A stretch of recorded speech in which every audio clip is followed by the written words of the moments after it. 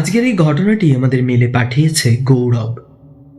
গৌরব আর তার 3 বন্ধু ঘুরতে গেছিল একটি বাগান বাড়িতে। জায়গাটির নাম গৌরব উল্লেখ করতে বারণ করেছে। সেখানে ওদের 4 জনের সাথে ঘটেছিল এক অলৌকিক ঘটনা। পুরো ঘটনাটা কি জানতে হলে শুনতে হবে আজকের এপিসোড। শ্রোতা বন্ধুরা, তোমরাও এরকম নিজের জীবনের অলৌকিক ঘটনা বা কারোর থেকে কোনো শোনা অলৌকিক ঘটনা পাঠাতে পারো খুব সহজে আমাদের মেল আইডি গল্পের কোলাহল@gmail.com অথবা আমাদের গল্পের কোলাহলের ফেসবুক পেজ ইনবক্সে। নিচে ডেসক্রিপশনেও দেওয়া রয়েছে সকল লিঙ্ক। আজকের ঘটনাটি কেমন লাগলো কমেন্ট করে জানিও, আর লাইক শেয়ার করে একটু ভালোবাসা দিও। নতুন সত্যি ভৌতিক বা অলৌকিক ঘটনা মিস না করতে চাইলে সাবস্ক্রাইব করে নিও আমাদের ছোট্ট চ্যানেল গল্পের কোলাহলকে। চলি সরাসরি ঘটনায়। গৌরব যেমনভাবে লিখে পাঠিয়েছে ঘটনাটি সেরকমটাই আমি পাঠ করে শোনাচ্ছি। আমি অয়ন আছি তোমাদের সাথে।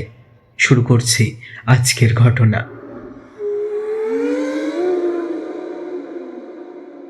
হ্যালো অয়ন, আমি গৌরব।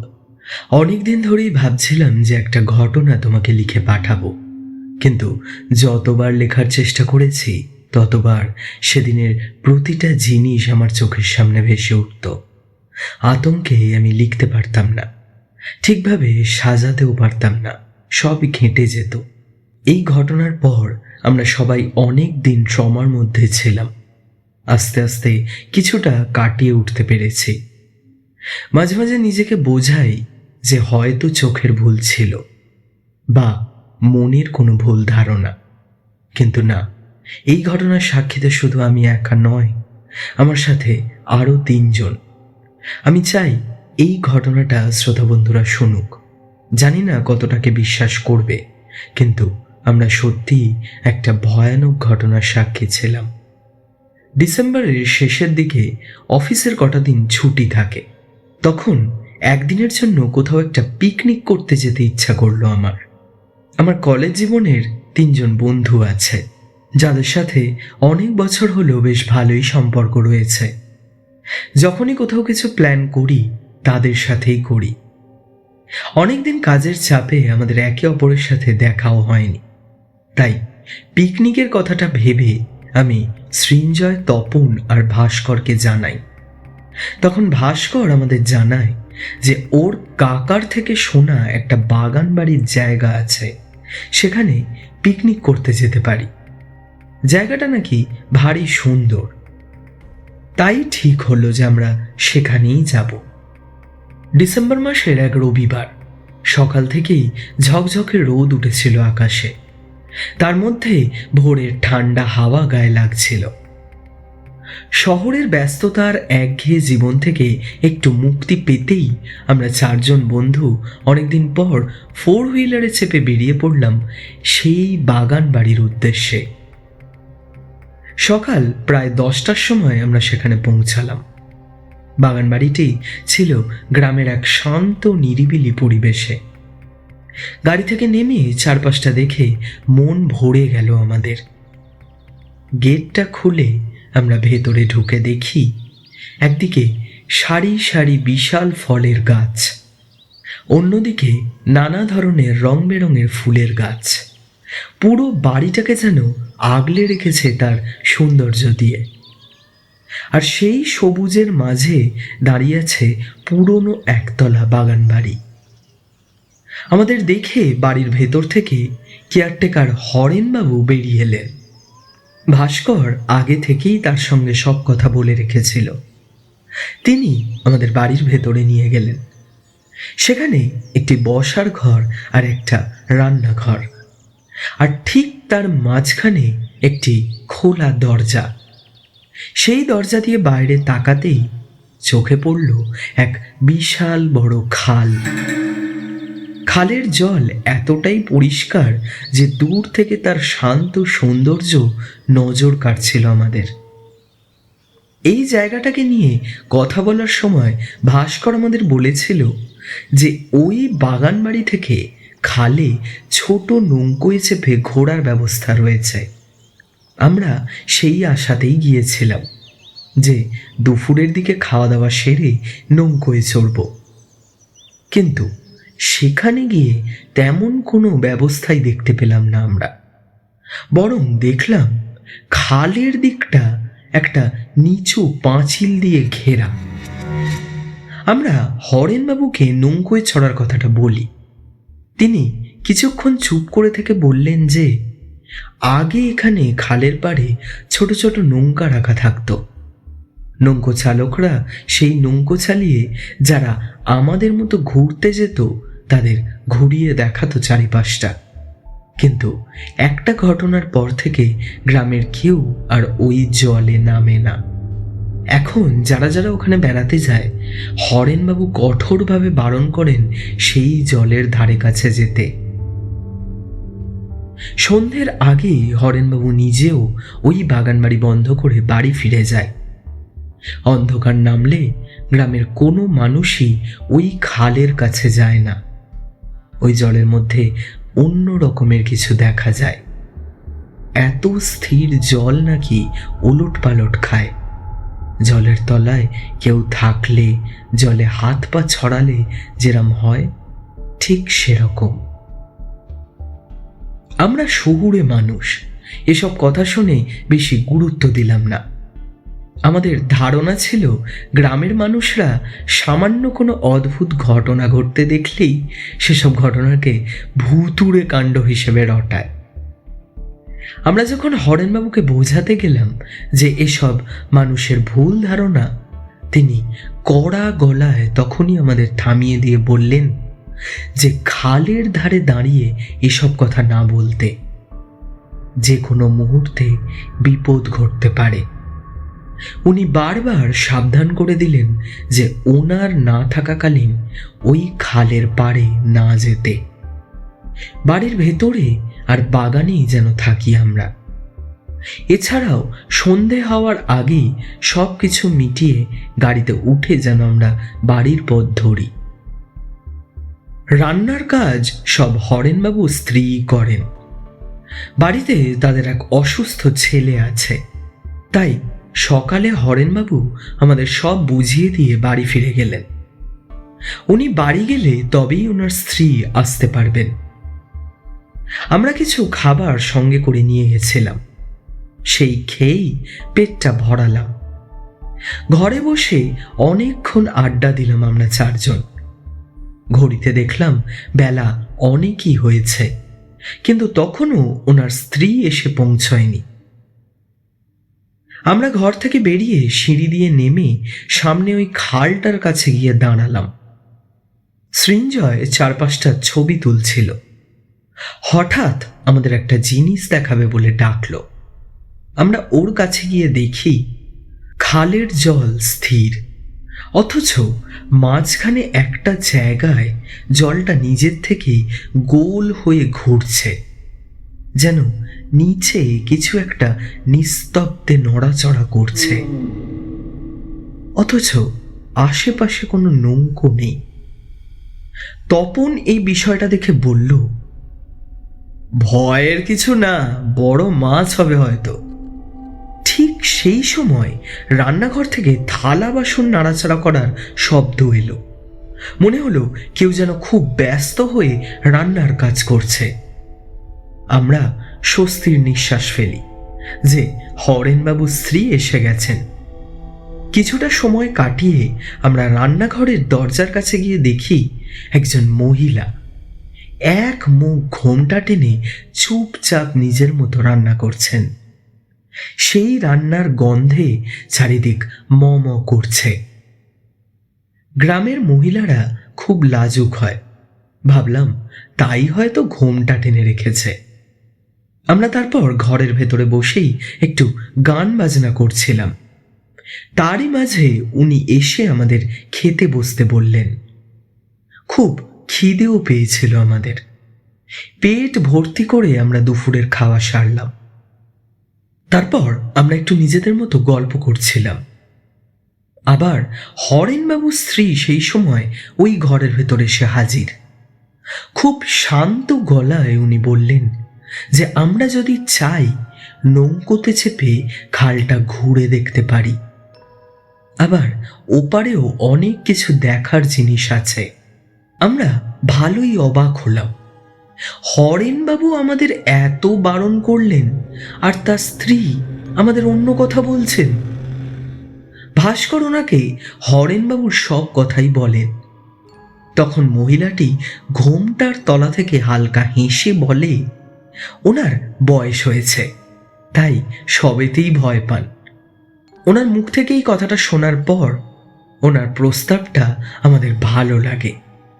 নৌকোতে না চড়লে আমাদের ঘোড়াটা অসম্পূর্ণ থেকে যাবে, কিন্তু কোনো নৌকো তো চলতে দেখিনি খালে। উনি তারপর আমাদের সঙ্গে করে নিয়ে গেলেন বাগানবাড়ি থেকে কিছুটা পথ দূরে একটা পাড়ে। ওই খালপাড়ের রাস্তা ধরেই আমরা সেখানে গেলাম। সেখানের পরিবেশটা আরো বেশি নির্জনা, শান্ত। অদ্ভুত ব্যাপার হলো, সেই পাড়ে একটা মাত্র নৌকা দাঁড়িয়েছিল। ঘাটে শুধু একজন বৃদ্ধ মাঝি নৌকোর উপর চোখ বন্ধ করে বসে। আমাদের একটু দূরে দাঁড় করিয়ে রেখে মহিলাটি ওই লোকটির সাথে কি সব যেন কথা বললেন। তারপর নিজের মতো চলে গেলেন, আর কোনো কথাই বললেন না আমাদের সাথে।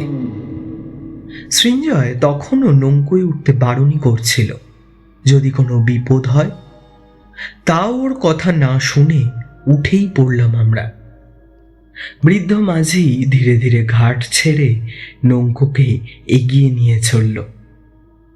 খেতে এত দেরি হয়ে গেছিল যে তখন বিকেল হয়ে এসেছে। সৃঞ্জয় তখনও বলে চলেছে যে হরেনবাবু সন্ধ্যের মধ্যেই বাড়ি ছাড়তে বলেছেন। আমরা তখন শুধু প্রাকৃতিক পরিবেশের সুন্দর রূপে ডুবে রয়েছি। ঠান্ডা বাতাস, চারিদিকে পাখির ডাক আর জলের হালকা হালকা শব্দ। প্রায় 10 মিনিট হয়ে যাওয়ার পর খেয়াল করলাম পাড় থেকে বেশ কিছুটা দূরেই আমরা এসেছি। আচমকা জলের তলা থেকে কেউ যেন খুব জোরে ধাক্কা মারল। আমরা নৌকোয় বসে পুরো নড়ে উঠলাম। মাঝিকে জিজ্ঞাসা করলাম যে ওই জলে কি কুমির আছে, কিন্তু সেই বৃদ্ধের মুখে কোনো কথা নেই। নিজের মতো সে নৌকো বই নিয়ে চলেছে। কিছুক্ষণ পর আবার সেই ধাক্কা। আমরা সবাই কুমিরের ভয় পাচ্ছিলাম, কিন্তু এটা কোনো কুমিরের কাজ নয়, সেটা আমরা কিছুক্ষণের মধ্যেই টের পেলাম। তপন একটু নিচু হয়ে তাকাতেই দেখল জলের ভেতরে একটা মানুষের হাত। আমরা সবাই ভালো করে দেখলাম। এক মুহূর্তের জন্য সত্যিই মনে হলো যে কেউ হয়তো সাঁতার জানে না, জলের তলায় ডুবে যাচ্ছে, তাই হাত তুলে বাঁচার চেষ্টা করছে। ভাস্কর সেই হাতটা লক্ষ্য করে নিজের হাত বাড়িয়ে দেয়। তারপর সেই হাতটা চেপে ধরে যখন জলের ওপরে তুলল, আমরা দেখলাম কবজি থেকে একটা কাটা হাত আমাদের নৌকোতে। আমাদের একদমই ব্যাপারটা ঠিক লাগে না। ভয়ে আমরা মাঝিকে বলি তাড়াতাড়ি পাড়ে নৌকোকে নিয়ে যেতে, কিন্তু সে যেন কিছুই শুনতে পাচ্ছে না। নিজের মতো নৌকোকে পাড় থেকে আরো দূরে নিয়ে যাচ্ছে। জল খুবই গভীর। আমরা সবাই সাঁতার জানলেও সেই জলে পাড়ে যেতে গিয়ে তার আগেই আমরা মারা যাব। এর পরপর জোরে জোরে ধাক্কা দেওয়া শুরু হলো। মনে হচ্ছিল কেউ যেন আমাদের জোর করে জলে ফেলে মারতে চাইছে। জল ওলট পালট হচ্ছে। আস্তে আস্তে অনেকগুলো কাটা হাত জলের ওপরে ভেসে উঠল। নৌকোটা চেপে ধরে নাড়াতে শুরু করলো। আমরা হাতগুলোকে ছাড়াচ্ছিলাম, না হলে পড়ে যাব ওই গভীর জলে। আবার কিছুক্ষণের মধ্যেই সব মিলিয়ে গেল। তবে আমাদের চোখে পড়ল সোজা কিছুটা দূরে একটা হাত এগিয়ে আসছে জলের মধ্যে থেকে আমাদের দিকে। ইতিমধ্যে পেছনে ঘুরে দেখি বৃদ্ধ মাঝি কোথাও নেই। আমাদের সবার কথা বন্ধ হয়ে যায়। ভয়ে হাত পা অবশ হয়ে যাচ্ছিল। আমরা তাড়াতাড়ি নিজেরাই দাঁড়টা টেনে নৌকোটাকে পাড়ে নিয়ে যাওয়ার চেষ্টা করি। ওই একটা হাত আমাদের নৌকোকে চেপে ধরে রেখেছিল, কিছুতেই আসতে দিচ্ছিল না। সন্ধে হয়ে আসছিল, চারপাশে ভালোই অন্ধকার, চোখে ঠিকমতো কিছুই দেখতেও পাচ্ছিলাম না। কোনো রকমে আমরা নৌকোটাকে পাড়ে নিয়ে এসে দৌড়ে বাগান বাড়ির দিকে যাই। বাড়ির ভেতর থেকে তাড়াতাড়ি ব্যাগপত্তর নিয়ে আমরা গাড়িতে উঠতে চাই। দেখি গাড়ির দরজা ভেতর থেকে লক। ভাস্করের গাড়ি। সেই গাড়ির চাবি দিয়ে চেষ্টা করলো খোলার, কিছুতেই গাড়ি খুলল না। হরেনবাবুও কোথাও নেই। হঠাৎ জোরে অনেকের অট্টহাসি একসাথে শুনতে পেলাম আমরা। পেছনে ঘুরে দেখি বাগান বাড়ির পাশ থেকে কারা সব অন্ধকারে এগিয়ে আসছে আমাদের দিকে। পরিষ্কার দেখলাম সেই বৃদ্ধ নৌকো চালক, পেছনে আরো অনেক লোক, কিন্তু সবার বিভৎস চেহারা, চোখের জায়গা শূন্য, কঙ্কাল সার মুখ, সারা শরীর জলে চপচপে ভিজে থাকলে যেমন লাগে ঠিক সেরকম। মুখে একটা অদ্ভুত কুৎসিত হাসি, সবার চেহারা এক একটা কঙ্কাল সার। তারা বলছে, তোরা তো এসেছিস আমাদের কাছে, এখন আর কেউ ফিরতে পারবি না। আমরা এক মুহূর্ত সেখানে না দাঁড়িয়ে দৌড়ে বাগান বাড়িতে ঢোকার চেষ্টা করি। ঠিক সেই সময় যেন পুরো বাগান বাড়িটা অন্ধকারের মধ্যে তলিয়ে যায়। কত ছায়া যেন এগিয়ে আসে আমাদের দিকে। আমরা দরজায় ধাক্কা দিয়ে ভেতরে ঢুকি। দরজা নিজে থেকেই বন্ধ হয়ে যায়। বাইরে থেকে দরজা ধাক্কা দেওয়ার শব্দ জোরে জোরে কানে আসে। বসবার ঘরে আমরা চুপচাপ দাঁড়িয়ে থাকি, ভাবি যে রাতটা হয়তো সেখানেই কাটাতে হবে আমাদের। ঠিক সেই সময় রান্নাঘর থেকে বাসন নাড়ানোর শব্দ আসে আমাদের কানে। আমরা একে অপরের মুখ দেখি। আস্তে আস্তে দেখি রান্নাঘরের মধ্যে থেকে সেই সকালের মহিলা বেরিয়ে আসছে। কিছু না দেখেই মহিলা যেন আমাদের উপস্থিতি অনুভব করতে পারে। সে আস্তে আস্তে আমাদের সামনে এসে ঘোমটাটা সরাতেই আমরা দেখলাম আমাদের চোখের সামনে দাঁড়িয়ে আছে একটা কঙ্কাল সার মূর্তি। বিকটভাবে সে হেসে ওঠে।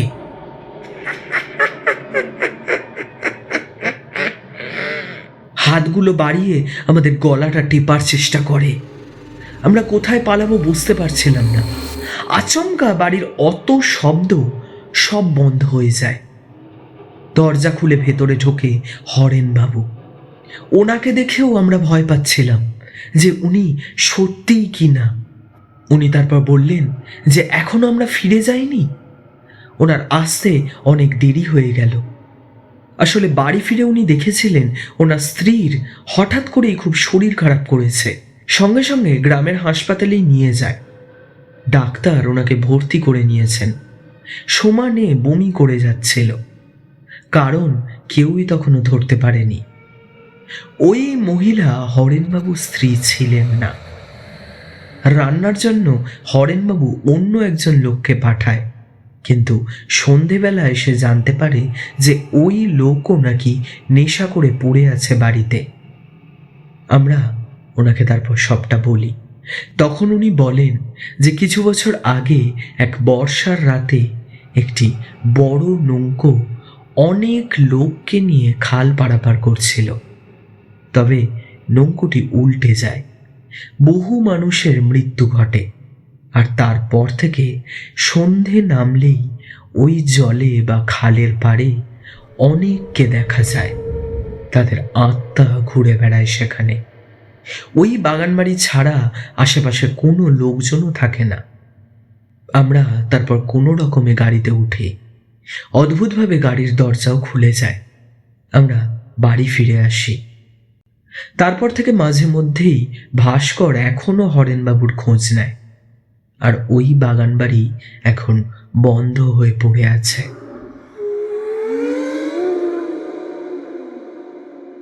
গৌরব, হয়তো তুমি একাই ঘটনাটা পাঠালে আমার অতটা বিশ্বাস হতো না, তবে তোমরা চারজনেই ওই একই জিনিস দেখেছো, এটা কোথাও না কোথাও গিয়ে একটু খটকা লাগছে মাথায়। বেশ ভয়ানক এক্সপিরিয়েন্স হয়েছে তোমাদের সাথে।